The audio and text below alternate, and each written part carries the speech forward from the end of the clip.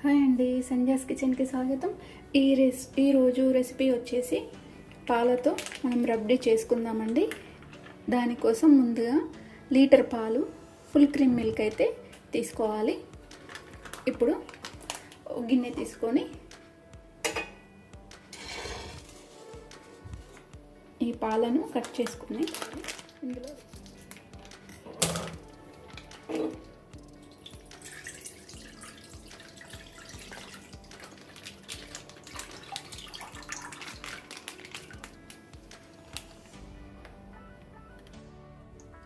ఇప్పుడు 1 లీటర్ పాలు pure milk ఇందులో మనము వేసేసుకున్నాము.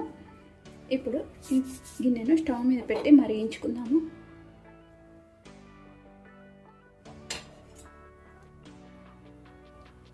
ఇలా స్టవ్ మీద పెట్టేసి మరిగించుకోవాలి. ఫస్ట్ ముందుగా ఒక పొంగు వచ్చే వరకు మరిగించుకోవాలి. కొంచెం మీడియం టు హై ఫ్లేమ్ మీద దగ్గరే ఉండి కలుపుకుంటూ చూసుకోవాలి. అయితే దీనికి కాను కొంచెం మందంగా ఉన్న గిన్నె తీసుకుంటే మనకు పాలు అనేవి కిందికి అడుగంటకుండా వస్తుంది. మందంగా ఉన్న గిన్నె తీసుకోవాలి. దీనికి మనకు మార్కెట్లో ఎలా ఉంటుందో రబ్డీ సేమ్ మన ఇంట్లో కూడా అలాగే చేసుకోవచ్చు.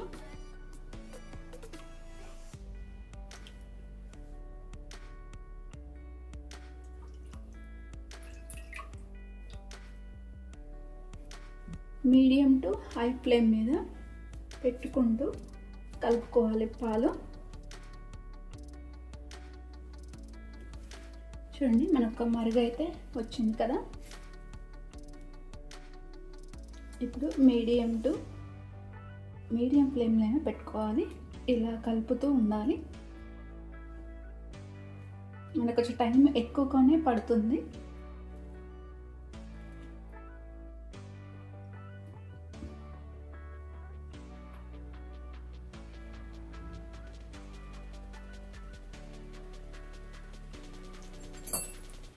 ఇలా వచ్చిన మీగడనంతా కూడా మన మీద సైడ్కి ఇలా అనుకుంటూ ఉండాలి.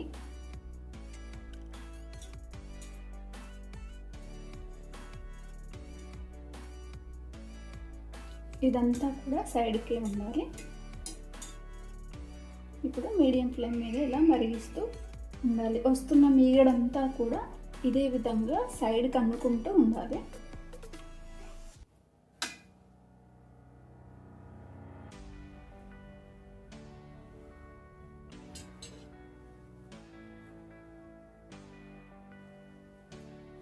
చూడండి, ఇలా మనకు మీగడ వస్తుంది కదా. ఇలా అనుకుంటూ ఉంటే ఇలా అంతా కూడా ఈ మీగడని సైడ్కు ఇలా చేసేయాలి పక్కన.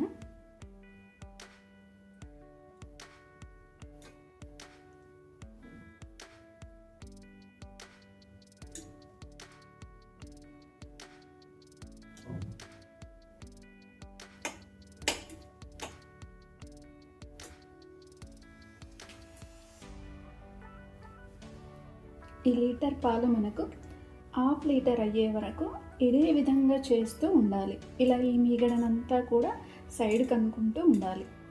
ఈ గిన్నె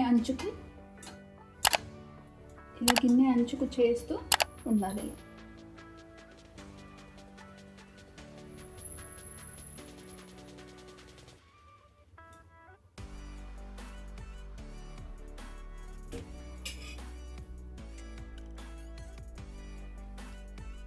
ఇందులో కొందరు మిల్క్ పౌడర్ యాడ్ చేస్తారు, అలాగే కొంచెం పెరుగును కూడా యాడ్ చేస్తారు.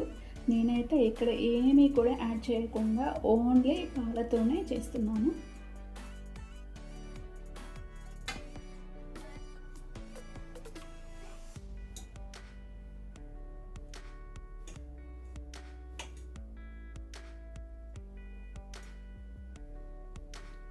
కొంచెం ఇది నిదానంగా అవుతుంది ప్రాసెస్.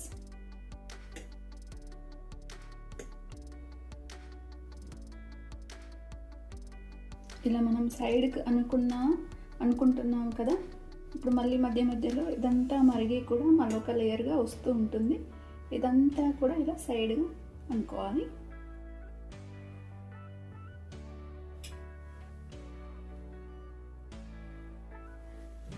చూడండి, ఇదంతా కూడా ఇలా సైడ్ కనుక్కుంటూ ఉండాలి. ఇదంతా కూడా మంచి ఒక లేయర్గా ఫామ్ అవుతుంది.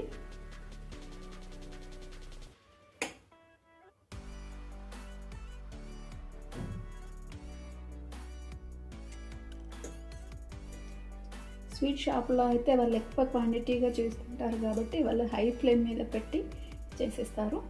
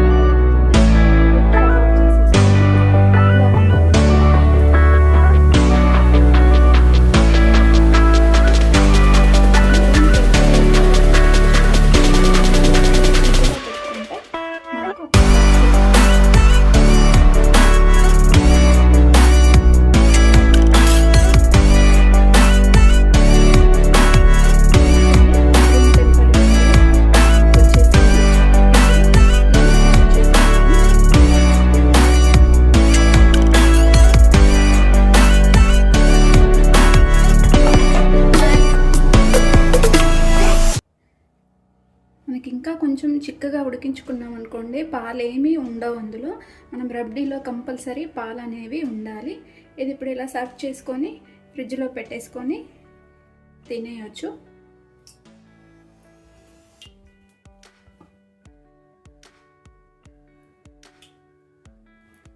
మనకు లేయర్ లేయర్గా ఎంత బాగుందో చూడండి.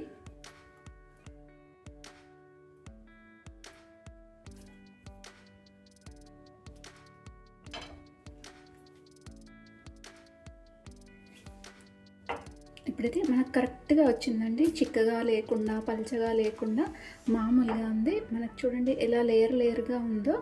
ఇప్పుడు దీని మీద పైన కొంచెం ఇలా డ్రై ఫ్రూట్స్ అయితే వేసుకుందాము. ఇలా సన్నగా తరిగి పెట్టుకున్నాం పిస్తా, అలాగే బాదం పీసెస్ చిన్నగా కట్ చేసుకున్నాయి. ఇలా వేసుకొని ఫ్రిడ్జ్లో పెట్టుకొని తినేయచ్చండి. దీనిని గులాబ్ జామ్తో తినొచ్చు, అలాగే జిలేబీ, జాంగ్రీ, అలాగే బ్రెడ్ రోస్ట్ చేసుకుంటాం కదా, దానికి కూడా పెట్టుకొని తినేయచ్చు. ఇంతేనండి, మనం సింపుల్గా చేసుకోవచ్చు. మనకి ఇక్కడ ఒక అరగంట నుంచి 40 నిమిషాల వరకు టైం అయితే దీనికి పట్టింది.